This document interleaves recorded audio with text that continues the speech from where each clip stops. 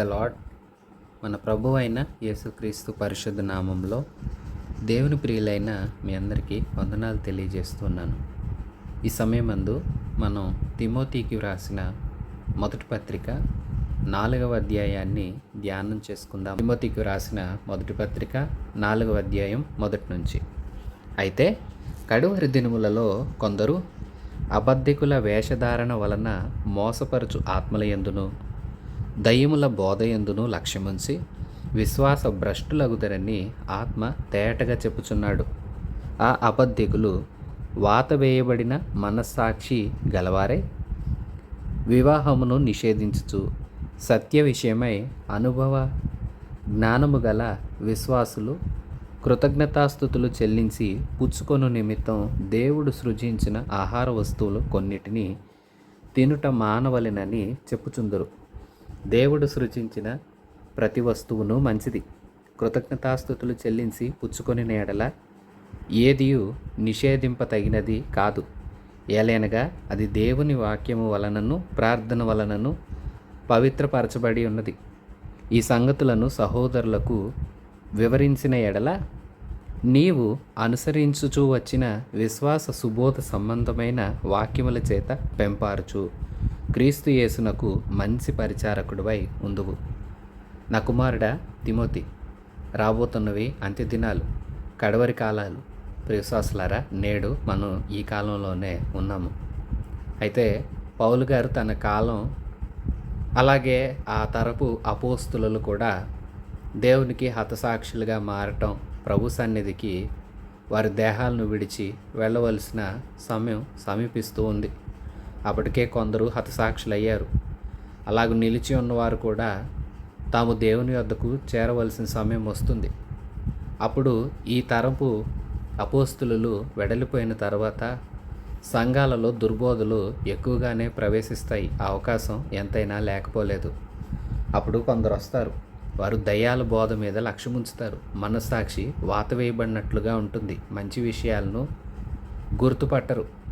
ప్రతి విషయంలో అనుభవ జ్ఞానం గలవారిగా ఉండకుండా అనుభవ జ్ఞానం కలిగి దేవుల్లో ఎదగవలసిన వారై ఉండి అలాగూ ఎదిగిన వారిని సైతము వీరు తమ బోధల చేత మోసపుచ్చేవారు బయలుదేరతారు. వారు అబద్ధికులు. వారు వంచన చేస్తారు. ప్రియవిశ్వాసులారా, వారు కొన్ని నియమాలు తీసుకుని వస్తారు సంఘంలోనికి. కొన్ని వస్తువులు తినరాదు, ఇదిగో వివాహాలు చేసుకోకండి, ఇట్లాగూ చాలా రకాల విషయాలను తీసుకుని వచ్చి సత్యమైన సువార్తను మార్చివేస్తారు. సువార్తతో వేటినో చేరుస్తారు, సువార్తకు వేటిని చేర్చకూడదు. యేసుక్రీస్తు మన కోసం ఏమి చేశాడో ఆ రక్షణ కార్యాన్ని, ఆ బలియాగాన్ని మనం తెలియచేయటమే సత్య సువార్త. దీనితో కూడా మతాన్ని కలుపుతారు, వారి సిద్ధాంతాలను కలుపుతారు. ఇలాగ కలిపి కొన్నింటిని పాడు చేస్తారు. నా కుమారుడా తిమోతి, వీటన్నింటి విషయంలో నువ్వు జాగ్రత్తగా ఉండు. సత్యమేంటో నీవు సహోదరులకు వివరించి చెప్పాలి. విశ్వాస సుబోధ సంబంధమైన వాక్యాల చేత నీవు ఎదుగుచు క్రీస్తుకు మంచి పరిచర్య చేస్తూ క్రీస్తులో నీవు ఎదుగుతూ నీ దగ్గర ఉన్న సంఘస్థులు కూడా ఎదిగేలాగా నీవు చేయాలి. వారికి అర్థమయ్యేలాగా చెప్పాలి. ప్రతి వస్తువు దేవుని చేత సృజించబడినది. ప్రియవిశ్వాసులారా, ఆహార పదార్థాలను మనం చక్కగా తీసుకునవచ్చు. కృతజ్ఞతాస్థుతులు చెల్లించి ప్రార్థిస్తే అవి పవిత్రమవుతాయి. మన క్షేమాభివృద్ధి కోసం మనం ఆహారాన్ని తీసుకుంటాము. అయితే మనకు హానికరం అనిపించింది, మనం దేవుణ్ణి శోధించడానికి నేను ప్రార్థన చేశాను, ఏమైంది అంటూ అలా ఉండకూడదు. నీ శరీరానికి ఏది సరిపడట్లేదో ఆ ఆహారాన్ని నువ్వు తీసుకోకూడదు. నీ శరీరానికి సరిపడి నీకు బలం ఇచ్చే ఆహారాన్ని నీవు తినవచ్చు. కృతజ్ఞతాస్థుతులు చెల్లించి, దేవా ఇది నీవు నాకు దయచేశావు అంటూ ప్రార్థించి, ప్రభువు దీన్ని పరిశుద్ధపరచు అంటూ ప్రార్థిస్తూ కృతజ్ఞతాస్థుతులు చెల్లించి ఆహారాన్ని తీసుకునవచ్చు. అయితే కొందరు కొన్ని లేనిపోనివి చెప్పి ఇవి తినకూడదు, అవి తినకూడదు, ఇదిగో ఇలా వివాహాలు చేసుకోకూడదు అంటూ ఇంకా చాలా విధాలైన విషయాలను స్వార్థతో కూడా కలిపేస్తారు. నా కుమారుడా తిమోతి, శ్రద్ధ పెట్టు. నీవు సహోదరులకు ఈ విషయాలు వివరించి అర్థవంతంగా చెప్తే సత్యమేంటో వాళ్ళు గ్రహించేలాగా నువ్వు చేయగలిగితే నీవు ఏ విశ్వాసాన్ని అనుసరిస్తున్నావో వారు కూడా ఆ విశ్వాసాన్ని అనుసరించి నడిచేలాగా నీవు చూసుకోగలిగితే నీవు క్రీస్తుకి మంచి పరిచారకుడివై ఉంటావు. నీవు దేవునిలో అలాగూ నిలుస్తావు. నీతో కూడా ఇతరులు నిలవటానికి కారణమవుతావు. కొందరు వస్తారు, వారు అబద్ధికులు, వ్యర్థమైన వాటిని బోధిస్తారు, అవే సత్యాలని చెప్తారు, అందరినీ మోసపుచ్చుతారు. అలాంటి వారితో నా కుమార్తె నీవు జాగ్రత్త పడాలి. సంఘం ఈ విషయాలు తెలుసుకోవాలి. నీవు ఈ సంగతులు వారికి వివరించి చెప్తే, వారికి అర్థమయ్యేలాగా చేస్తే నీ బోధను నిన్ను అనుసరిస్తారు. అప్పుడు నీవు చక్కగా ఉండగలుగుతావు. క్రీస్తు యేసుకు మంచి పరిచారకుడు అవుతావు. జాగ్రత్తగా ఉండు. 7వ వచనం నుంచి, అపవిత్రములైన ముసలమ్మ ముచ్చట్లను విసర్జించి దైవభక్తి విషయంలో నీకు నీవే సాధకము చేసుకొనుము. శరీర సంబంధమైన సాధకము కొంచెము మట్టికే ప్రయోజనకరమవును కానీ దైవభక్తి ఇప్పటి జీవము విషయంలోనూ రాబోవు జీవము విషయంలోనూ వాగ్దానముతో కూడినదైనందున అది అన్ని విషయములలో ప్రయోజనకరమగును. ఈ వాక్యము నమ్మతగినదియు పూర్ణ అంగీకారమునకు యోగ్యమై ఉన్నది. నా కుమారుడా తిమోతి విను. అపవిత్రములైన ముసలమ్మ ముచ్చట్లను నీవు విసర్జించు. కొందరుంటారు, వారు వయసునందు పెద్దవారు, వారు ఏవో నేర్పాలని చూస్తారు, ఏవో తెలియచేయాలని నాటు వైద్యమని, లేదంటే ఇదిగో ఇలాగ చెయ్యండి అలాగ చెయ్యండి అంటూ మనకు ఏదో క్రొత్తగా నేర్పిస్తున్నామంటూ వారికి తెలిసినవేవో నేర్పే ప్రయత్నాలు చేస్తారు. అయితే ప్రభువు అట్టి వాటిలో కొన్నింటిని అపవిత్రమనే ఎంచుతున్నాడు. కాబట్టి అట్టి వాటికి దూరంగా ఉండు, విసర్జించు. దైవ భక్తి విషయంలో నీకు నీవే సాధకం చేసుకో. నీవు వీటిలో కాదు, దేవుణ్ణి ఆరాధించే, దేవుణ్ణి సేవించే, దేవాది దేవుణ్ణి గణపరిచే భక్తి సంబంధమైన విషయాలలో నీవు జాగ్రత్త కలిగి వాటిలో వర్తిల్లు. దేవుని నీ భక్తితో మనం సేవించాలి. మన దేవుడు సశరీరుడిగా మనందరి కోసం ప్రత్యక్షుడయ్యాడు.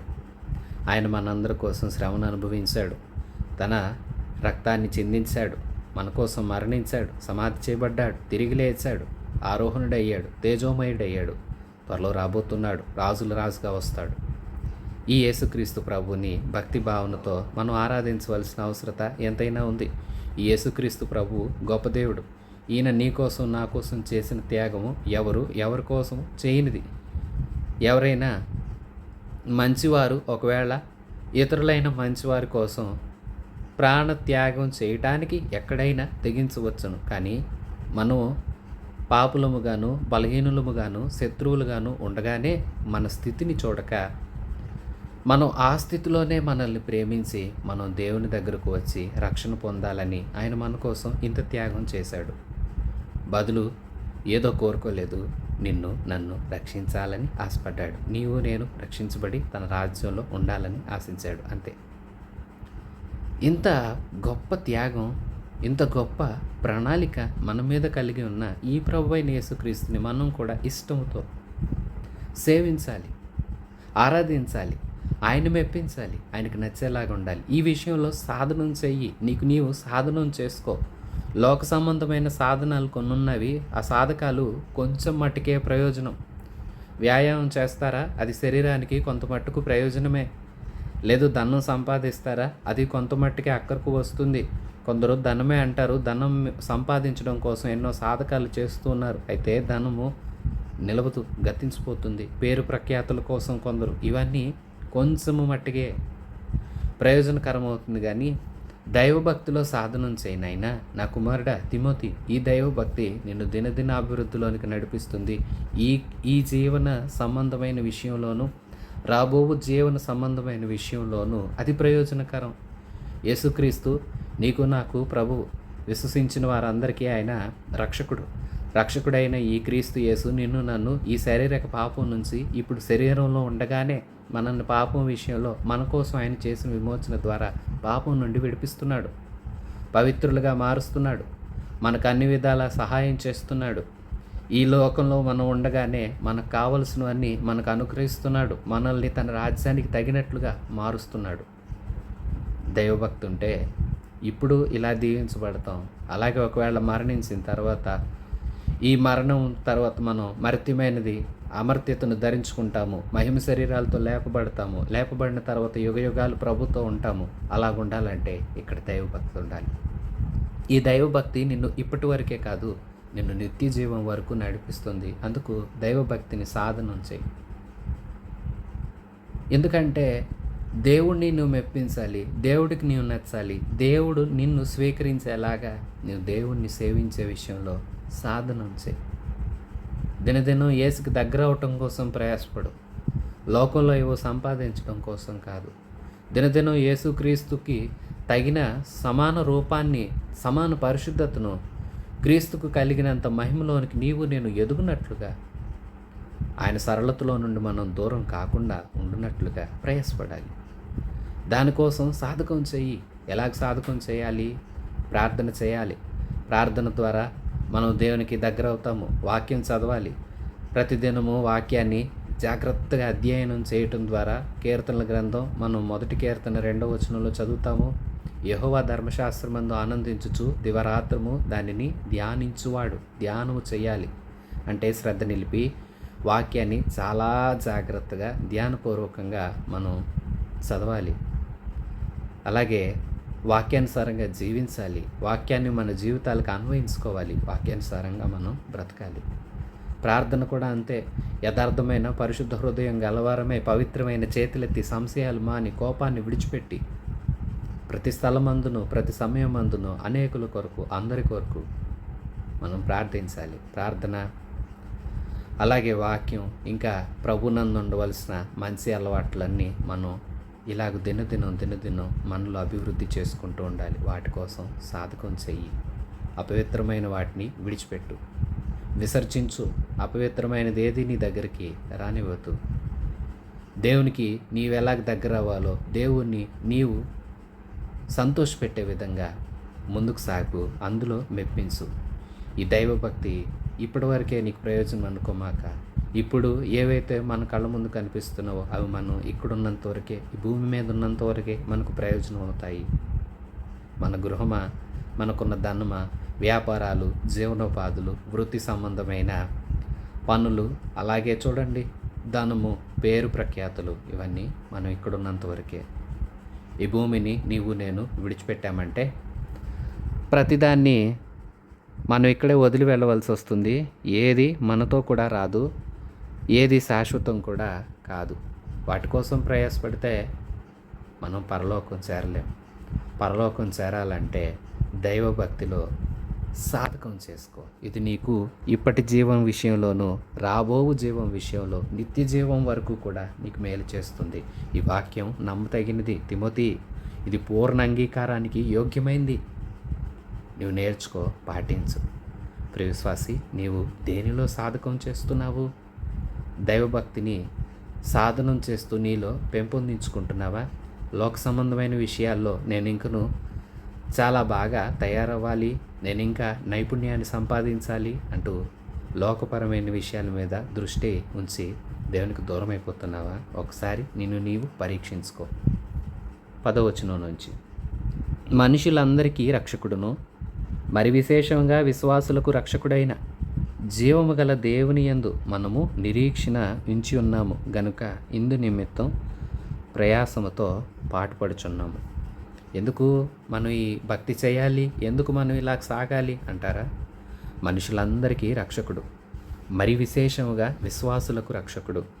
యేసుక్రీస్తు ప్రభు మనుషులందరినీ రక్షించాలనే భూమి మీదకు వచ్చి ప్రాణత్యాగం చేశాడు. అయితే ఎవరికి ఆయన రక్షకుడు అవుతాడు అంటే, ఎవరైతే ఆ త్యాగాన్ని విశ్వసించి ప్రభువుని తమ సొంత రక్షకుడిగా అంగీకరించి తమ జీవితాలను ప్రభుకు సమర్పించుకుంటారో వారికి నిత్య జీవ పర్యంతమైన రక్షకుడు, శాశ్వత రక్షకుడు, విశ్వాసులకు రక్షకుడు, జీవము గల దేవుడు. ఆయన యందు మనం నిరీక్షణ ఉంచాం. ఏమని? యేసుక్రీస్తు ప్రభువు నన్ను రక్షించాడు, నన్ను పరిశుద్ధంగా జీవింపచేస్తున్నాడు. ఇదిగో నా దినములు ముగిసిన మీదట నేను ఆయన సముఖానికి చేరతాను, అమర్త్యతను ధరిస్తాను, అక్షయ శరీరాన్ని ధరించి దేవునితో కూడా యుగయుగాలు ఆనందిస్తాను అనే నిరీక్షణ కలిగి ఉన్న విశ్వాసులమైన మనందరము ఇందు నిమిత్తం ప్రయాసంతో పాటుపడుచున్నాం. నిజమే, ఈ లోకంలో యేసుక్రీస్తుని అనుసరించే మనము ప్రయాసపడవలసి వస్తుంది, ఎన్నో పాటలు పడవలసి వస్తుంది. పౌలుని చూడండి, తన సువార్త ప్రయాణాలలో రాళ్లతో దెబ్బలు తిన్నాడు, బెత్తములతో దెబ్బలు తిన్నాడు, ఆపదలలో ఉన్నాడు. అరణ్యంలో, సముద్రంలో, స్వజనుల వలన, అన్ని జనుల వలన ఆపదలు, దొంగల వలన భయం, దిగంబరత్వం, ఉపవాసం, జాగరణ, చెరసాల, ఎన్నో కష్టాలు అనుభవించాడు. ఆకలి దప్పులు, ఎన్నో కష్టపడ్డాడు, అన్నింటినీ ఓర్చుకున్నాడు. కారణం ఏంటంటే నిరీక్షణ క్రీస్తు పైన ఉంది. క్రీస్తు వస్తాడు, క్రీస్తు దగ్గరికి నన్ను తీసుకుని వెళతాడు, క్రీస్తుతో నేను యుగయుగాలు ఉంటాను.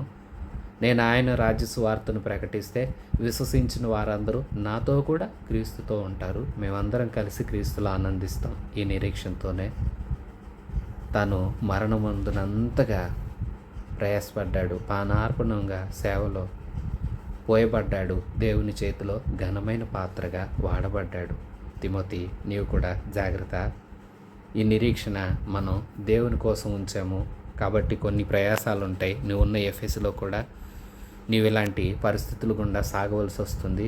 సేవ అనుభవంలో ఎన్నో కష్టాలు వస్తాయి. నా కుమారుడా, అన్నీ ఓర్చుకొని నిలబడాలి. జాగ్రత్త పడు, ధైర్యం తెచ్చుకో. దేవుణ్ణి ఆరాధిస్తున్న ప్రియ విశ్వాసులారా, విశ్వాసులకైనా సేవకులకైనా విశ్వాస యాత్రలో క్రీస్తునందు సాగుతున్న జీవన విధానంలో సేవకునికి ఎన్నో రకాల ఇబ్బందులు వస్తాయి. సేవ జీవితంలో మరి ఎక్కువ కష్టాలను ఓర్చుకోవాల్సి వస్తుంది. విశ్వాసులకు కూడా పలు విధములైన శ్రమల గుండా సాగవలసి వస్తుంది. అయితే నిరీక్షణను విడవకండి. మీ గురి, మన గురి క్రీస్తే, మన గమ్యము క్రీస్తే. క్రీస్తు మనకు అనుగ్రహించు ఆ ఉన్నతమైన రాజ్యమే. దానికోసమే ప్రయాసంతో అనేక విధములైన పరిస్థితులను దాటుకుంటూ యేసుక్రీస్తు చేయి పట్టుకొని మనం ముందుకు సాగవలసిన అవసరత ఎంతైనా ఉంది. 11వ వచనం, ఈ సంగతులను ఆజ్ఞాపించి బోధించు.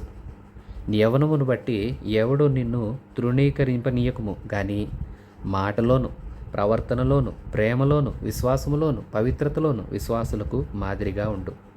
ఈ సంగతులు అందరికీ చెప్పు. నా కుమారుడా తిమోతి, నేను నీకేవి చెప్తున్నానో అదిగో, దుర్బోధకులు వస్తారని, వారు అబద్ధికులని, వారు సత్యం నుండి తప్పిస్తారని నీకు అనేక విషయాలు చెప్పాను కదా. వీటిని మనస్కరించు, వీటిని అందరికీ వివరించి చెప్పు. ఇదిగో ఇలాంటి పరిస్థితులు వస్తాయి, మనం అన్నింటినీ దేవుని కోసం ఇలాగ నిలబడాలని వివరించి అర్థమయ్యేలాగా చెప్పు. ఈ సంగతులు అందరికీ చెప్పు. యవనాన్ని బట్టి ఎవరు నిన్ను తృణీకరించనీయొద్దు. అప్పటికి తిమోతి వయసు 35 సంవత్సరాల కన్నా తక్కువే ఉండవచ్చు, యవన ప్రాయం. అయితే తనున్న ఎఫెసులో సంఘపు పెద్దలు, సంఘ విశ్వాసుల్లో కూడా అనేకులు తనకన్నా పెద్ద వయసు వారు ఉంటారు. వారు ఇతను చిన్నవాడు కదా అని ఎవ్వరు నిన్ను తృణీకరించేలాగా ఆస్కారం ఎవరికి ఇవ్వద్దు.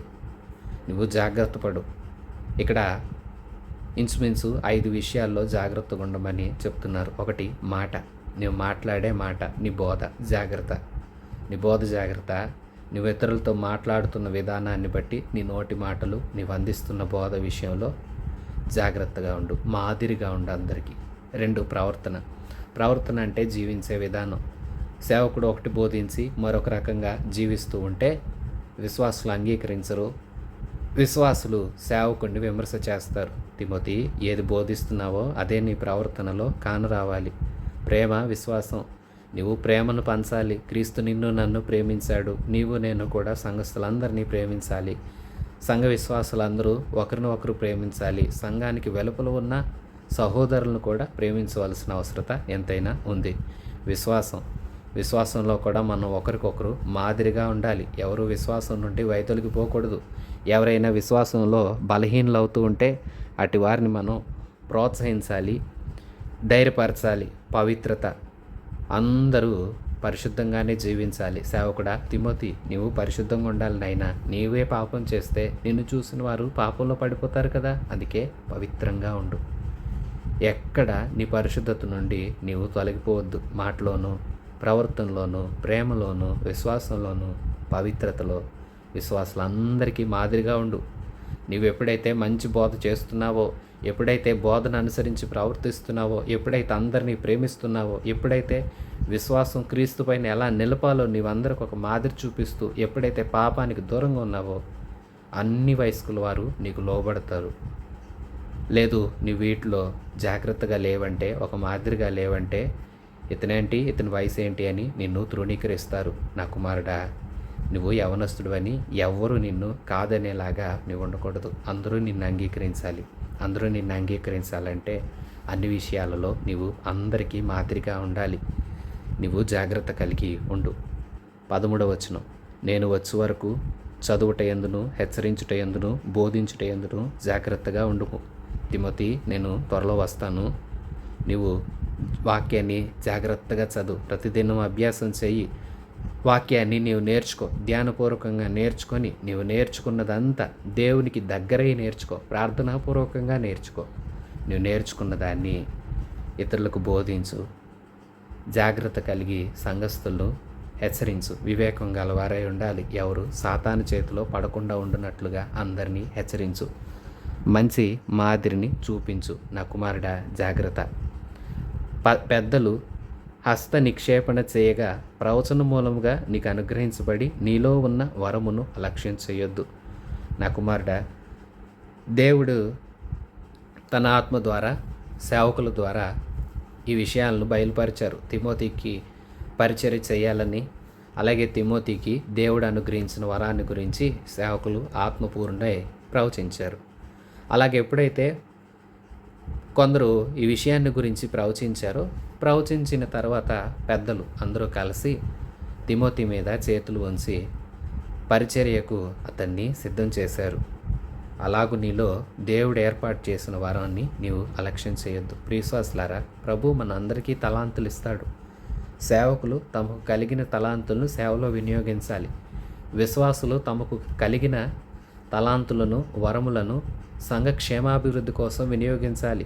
ఎవరు వారికి కలిగిన దాన్ని అలక్ష్యం చేయకూడదు, దాచిపెట్టకూడదు. అప్పుడు చాలా ప్రమాదం. దేవుడు సంతోషించడు. వినియోగించి అభివృద్ధి చేసిన వారిని నమ్మకమైన మంచి దాసుడా అని పిలుస్తాడు. దాచిపెట్టినవాడు, అలాగే యజమానుణ్ణి తిరస్కారంగా మాట్లాడినవాడు చెడ్డదాసుడా అని పిలువబడ్డాడు, శిక్షకు పాత్రుడయ్యాడు. నీకు కలిగిన వరము, దేవుడు నీకు అనుగ్రహించిన తలాంతు, ప్రభు యొక్క పరిచర్య కోసం అలక్ష్యం చేయక దాన్ని వినియోగిస్తూ దానిలో నీవు వృద్ధి చెంది మరిన్ని తలాంతులను సంపాదించాలి. ఈ విషయంలో జాగ్రత్త. అలక్ష్యం చెయ్యొద్దు. నీ అభివృద్ధి అందరికీ తేటగా కనబడు నిమిత్తం వీటిని మనస్కరించుము, వీటి అందే సాధకం చేసుకును. నా కుమారుడా తిమోతి, నీ అభివృద్ధి అందరూ చూడాలయ్యా. ఎవరూ నిన్ను తృణీకరించకూడదు.